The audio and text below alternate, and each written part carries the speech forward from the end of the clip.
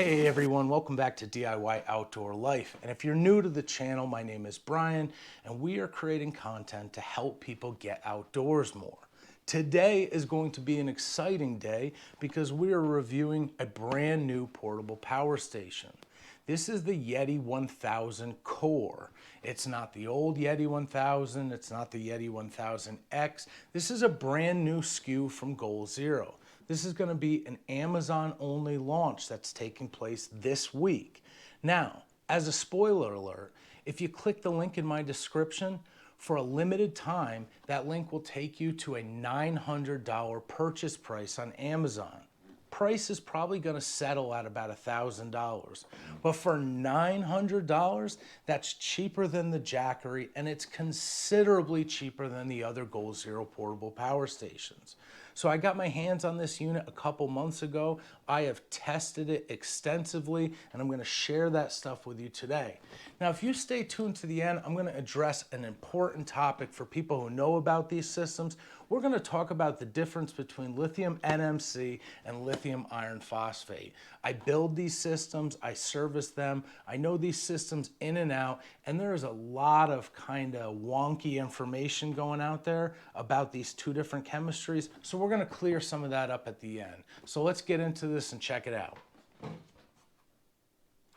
So when I was able to get my hands on this product a couple months early, it was for the purpose of product testing. Goal Zero is familiar with how I use their Yeti X series. I'm taking these things into remote off-grid locations. They have to come with me on ATVs, Jeeps, off-road trucks, or driving on log roads. I hoist these things with ropes and carry them with framed book bags. I abuse these systems.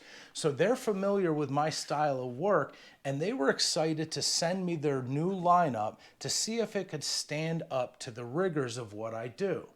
Naturally, I was a little bit skeptical when they told me they're selling this unit for like 30% less than the other Yeti series units.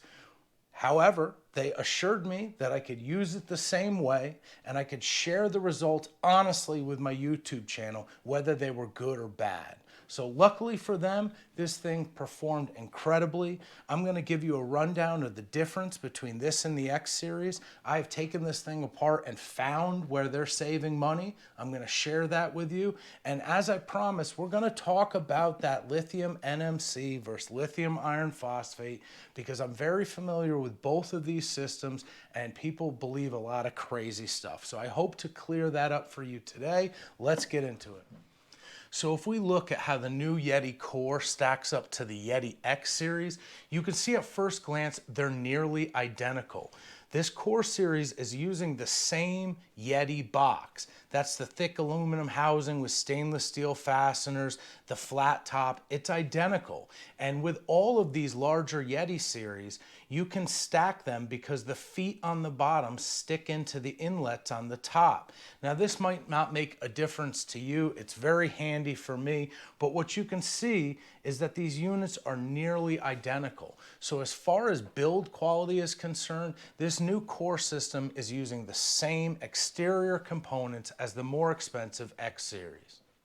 Now for me, whether we're stacking these units with another Yeti or not, the design is a lot more important than looks. This unit was designed with working or transportation, its portability in mind. This flat top is very important, whether you're putting this in a cabinet of a van or a homemade camper build, or you're just moving this from one location to the next. When you have a big fixed handle, the first thing I'm going to do is cut it off. It's more valuable to me to be able to stack these. You also see it has a very low center of gravity. I would knock this table over before I was able to knock this unit over. I bring it in the back of pickup trucks without even strapping it down. The unit is very stable in and of itself. It's got these rubber feet that act like a set of sneakers that hold the thing in place. And a little feature that a lot of people don't know about is that there's nut inserts, stainless steel nut inserts, inserted up into the housing. So you can actually screw bolts into the bottom of these. So whether it's a permanent application, you're strapping it into a camper, or it allows you to get a little creative. I have a piece of plywood that I bolt to the bottom of these units and they drop into a cooler. Then I can use the cooler like a hard case. It protects it from temperature in the winter and allows it to run better. But in the summer, I use it for rain, mud, impact abuse. It provides a cheap little alternative to buying a harder case for these units. Now, I purchased those coolers at garage sales and I don't pay much for them, but there's a lot of design quality that goes into these units that I've come to love. It's great to see that the new core system is using those same designs. So as we take a look at some of the components and the interface of this new Yeti core, you can see that this too looks identical to the Yeti X series. It takes a closer examination to see that each of these components have been downsized to fit the vast majority of people's needs. So instead of a 1500 watt inverter coming on a 1000 watt battery, they went with a 1200 watt inverter.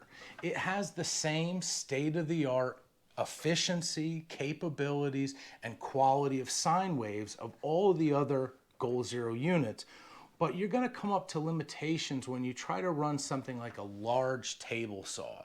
I'm able to do that with the 1000X. With the 1000 core, I stand just a little proud of the capabilities of these. I can still use all the other power tools, and this is an excellent, excellent unit for something like camping. I've run multiple air conditioners off this at the same time, but you do see that the first component they downsize is the inverter. So if a 1500 watt inverter is something that's important to you, you wouldn't want to consider this unit. Now the USBs are the same, including that 60 watt PD, that power delivery port that allows you to charge this Yeti with like a cell phone charger if you have the time to spare, or deliver a high-speed charge to something like a laptop or a phone.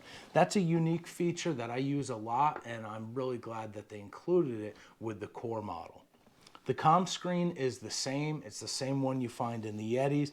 The next area where you see some downsizing has to do with the high power port on the regulated 12 volt side. The cigarette style port is exactly the same. You can run your refrigerators, it's regulated, it's efficient. None of that has changed from the X series. The high power port that you can use Anderson power poles to connect into has moved from 30 amps to 20 amps. Now to test this out, I plugged this into the converter on my RV and I was able to run the refrigerator, the water pump, the lights, the sliders, everything exactly the same with the 20 amp as I could with the 30 amp. But if you have a van conversion or something that relies on the 30 amp output on this high power port, you might want to consider the X series. What I found is that the vast majority of users when dealing with DC are not going to exceed 20 amps. So this was actually a nice way to save a little bit of money. Another feature with the 12 volt side is that it has the 6mm barrel plug. So you can use the Goal Zero Light-A-Life or some of these super efficient lights that run off that 6mm barrel plug. Now, you can also make your own stuff. If you have a van or a camper, you can buy these male 6mm plugs and run anything 12 volts with the proper amperage off those plugs. It is a very handy feature, and they did not leave that out on the core. So as far as charging this unit, like all portable power stations, you can charge it from the car, you can charge it from solar, you can charge it from the wall.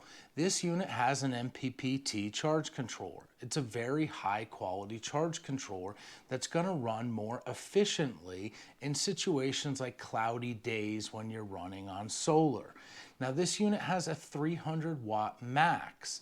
Now this is where a lot of people get confused. My larger Goal Zero unit has a 600 watt max, but to get 600 watts from the sun, you need about 800 watts of solar panels. Now I see a lot of videos on YouTube with people that have these $10,000 sponsored photovoltaic arrays, and they compare different systems against each other. If you don't have a photovoltaic array or solar panel array bigger than 400 watts, you're not going to be able to take advantage of a charge controller that goes above 300 watts. See, solar panels are about 70% efficient. So in order to take advantage of a 600-watt charge controller like the bigger units, you need to have thousands of dollars worth of solar panels. So I think it was a wise decision for them to go with a 300-watt limit on their charge controller. It's another way to get products like this more affordable so people can use these. Again, the idea is to be able to take advantage of all of the great features of having a portable power station. So you can charge this unit the same way you can charge any portable power station. You can charge it from the wall, you can charge it from the car, you can charge it from solar. That's what makes these units so nice. Now, the most frequently asked question when you're dealing with systems like this is how long does it take to charge in this situation or that situation? And the truth is that's a really complicated question to ask. So the company provides you these round numbers, and they tend to be pretty conservatively estimated. This wall charger, which you can store underneath and run the cord out the back and it closes up, is 120 watts. It'll take this unit 9 hours to charge that way if you go from 0 to 100. But batteries don't charge in a linear graph. Between 20% and 80%, they're charging much faster than the start or the end of the cycle. So a little bit of knowledge goes a long way. If you run your system between 20 and 80%, you're going to see 4 times the charge rates for 50% of the charge. Now, that might not make sense to some people, but the bottom line is it charges very slow at the beginning and very slow at the end. So if you're just running the middle portion of this during your camping trip or when you're out working, you're going to see much, much better results. Now, like I said, this unit comes with a 120-watt wall charger. You can get a 120-watt car charger for this, and the time frame is the same. You can also buy upgraded charge controllers. You can buy one twice the size from Goal Zero. They even have a 600-watt wall charger. Now, if you own that system, probably you own one of the bigger Yetis that it goes with. You can use that on this system, but it's going to limit it at 300 watts. Now, that's the same with the solar. You can put up to 300 watts of solar into this system at any point in time. Now, to get 300 watts of solar, you're probably going to need 400 watts of solar panels. So even though they went to a 300 watt limit instead of the 600 watt limit on the bigger units, for most of us, this is not going to make a difference. So paying the extra money and dealing with the extra heat that those units produce is another way that this unit came in at the $900 if you get it from me, or $1,000 if you wait, price tag. These, in my opinion, were really smart ways to trim down the cost of a high quality unit like a Yeti.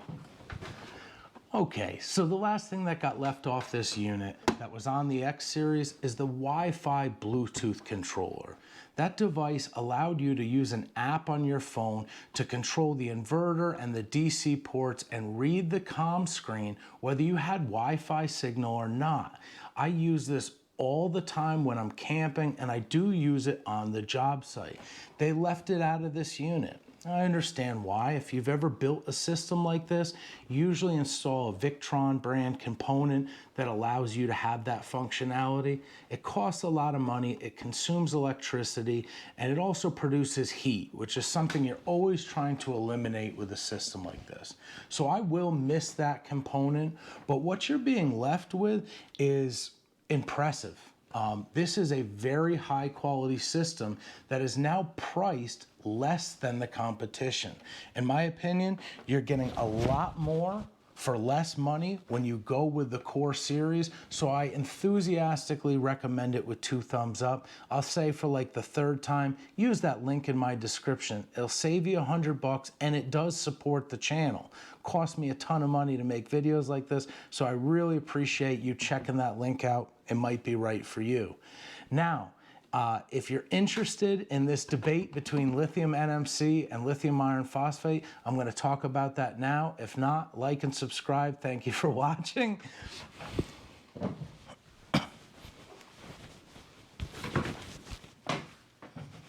Are you still here?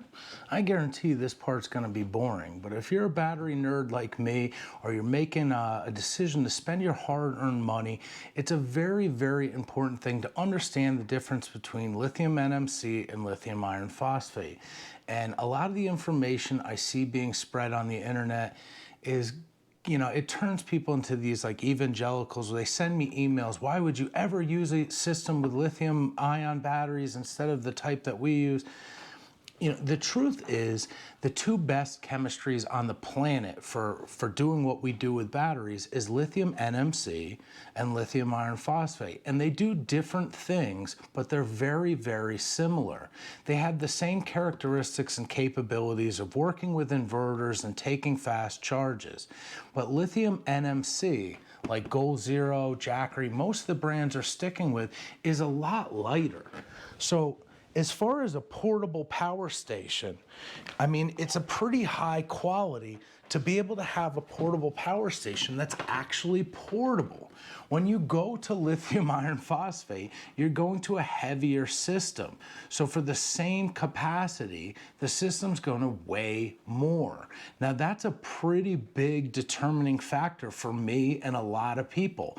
I want the system to be portable. When I'm building stationary systems for cabins and stuff like that, I always go with lithium iron phosphate, but that's not a portable power station. It's pretty important for me to keep this thing mobile. And I'm a big guy. I don't mind picking up 50, 60 pounds all the time. But when you start getting into the bigger systems, the lithium iron phosphate clearly weighs more than I want it to weigh. The next thing is the lithium iron phosphate has an extremely capable set of life cycles. You can really abuse those batteries and they don't sag. That's what most people glom onto. The problem is they don't understand what a life cycle is. A life cycle is a metric we use in the industry to see how long until a battery sags. The battery doesn't die, it loses 15 to 20% of its capabilities. Now, a 1C discharge is what we use to measure a life cycle. That's applying a load that's equal to the capacity. So in this case, I'd put a 1,000-watt load on this battery until it went to 0, and then I'd charge it back up. It's like drag racing your car. So if you went to the dealership and they said, well, if you drag race your car every day, it's going to last 1,000 miles before you need a tune-up, most of you would understand that you just shouldn't drag race all the time, or you would buy a vehicle that's capable of drag racing. What I'm getting at is unless you're cooking baked potatoes in the microwave all day long with your portable power station, chances are you'll never go through a 1C discharge rate. So this lithium NMC chemistry has 500 life cycles at a 1C discharge. That's when the battery sags. It doesn't die, it sags a little bit. So you can use your system for decades if you're using it like a normal person. If you want to hook a 15-foot radiator up to this thing until it dies every day, like an electric baseboard, well then maybe you should be using something different. Buy a gas generator or something. You'll burn up a gas generator doing the same thing. So you can use your system for many, many, many years before you even experience any sag in the capacity. The heavier systems with lithium iron phosphate are not going to have that sag, but what I'll tell you, having serviced these units for as long as I have, is it's the BMS that goes, the battery management system, your inverter might break. That's why I buy Goal Zero, because it doesn't happen to them. But with the other units, I've seen it happen. Now, this battery is replaceable. So I'm sure if your unit goes 10, 15 years, you'll be able to get another battery from Goal Zero. But with those lithium iron phosphate batteries, chances are everything else on your system is going to break before your battery sags, and you're not getting value out of your money there anyway. So I'm not begrudging anybody that's, stronger than me that wants to go with the lithium iron phosphate portable power station, but I'm sticking with lithium NMC. Now, if I'm doing the cabins, I wouldn't use lithium NMC because the weight doesn't matter, the life cycles do. I want the batteries in the cabin to go for a very long time. That's what gives you value for your money. So I'd be happy to answer questions. Shoot me up a comment. I know people are so obsessed with LifePo. I use it too, but you know, there's no reason trashing a portable power station that's using the same batteries as your cell phone, because they're valuing weight over a life cycle that you're not gonna get anyway. So make sure you like and subscribe. It costs me a ton of money to do these videos, and everything's unsponsored, and it's an unmonetized channel. There's a link down below. I'm gonna add this buy me a coffee thing. It's like an interesting way to beg. I'm filming this video with like a GoPro. It's overheating every day. Buy me a coffee and I'll make a better quality video. So thank you so much. You guys are the best. See you next time.